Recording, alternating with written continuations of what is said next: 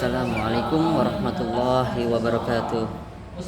Perkenalkan, nama saya Muhammad Ilyas, NPM 23125939. Ini bukunya buku Fikih MTS kelas 8 bab 7, judul ketentuan halal dan haramnya makanan dan minuman. Temanya yuridis. Apa itu yuridis? Yuridis adalah istilah yang berasal dari kata jurisprudensi yang mengacu pada hal-hal yang berkaitan dengan hukum atau sistem hukum. Secara umum, yuridis merujuk pada segala sesuatu yang berhubungan dengan aspek hukum seperti peraturan undang-undang, prinsip hukum, dan prosedur legal. Ya, jadi yang saya jelaskan itu tentang pengertian makanan dan minuman haram dan halalnya. Tahu kamu apa makanan dan minuman haram itu? Makanan dan minuman yang haram adalah makanan dan minuman yang diharamkan untuk dikonsumsi karena ada nas dalam Al-Quran dan Al-Hadis. Bila tidak terdapat petunjuk yang melarang, berarti halal. Setiap makanan dan minuman yang diharamkan atau dilarang oleh syara' pasti memiliki dampak buruk bagi tubuh kita. Sebaliknya, meninggalkan makanan dan minuman yang dilarang suku syara' pasti ada faedahnya dan mendapat pahala. Jadi jenis makanan dan minuman yang haram, tahu kamu mengapa Allah Subhanahu wa taala menyuruh kita memakan dan minuman yang halal?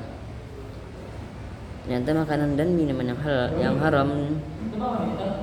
haram itu memiliki banyak mudaratnya.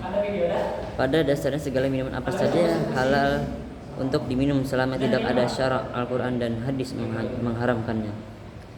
Bila diharamkan namun masih dikonsumsi, maka saya tidak bergah, bahkan menimbulkan penyakit. Jadi contoh yuridis yang kita ambil dalam ketentuan makanan dan minuman halal dan haram, contohnya, jadi contoh makanannya sejenis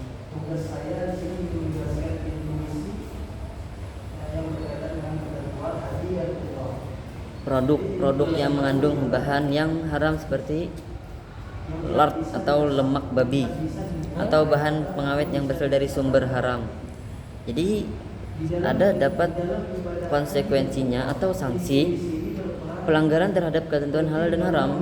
Dalam hukum Islam, mengkonsumsi makanan dan minuman haram dapat mengakibatkan dosa, dan dalam konteks hukum negara dapat dikenakan sanksi administrasi atau pelanggaran atau pelarangan terhadap produk tertentu yang tidak memenuhi standar halal. Nah, jadi makanan haram dan halal ada syarat-syaratnya, ada konsekuensinya. Jadi konsekuensi yang haram itu dalam hukum Islam, mengkonsumsi makanan dan minuman haram dapat mengakibatkan dosa. Nah, jadi sebagai umat Islam, jadi dilarang untuk memakan dan minuman yang haram karena akan mengakibatkan dosa. Dan dalam konteks hukum negara dapat dikenakan sanksi administrasi atau pelanggaran terhadap produk tertentu yang tidak memenuhi standar halal.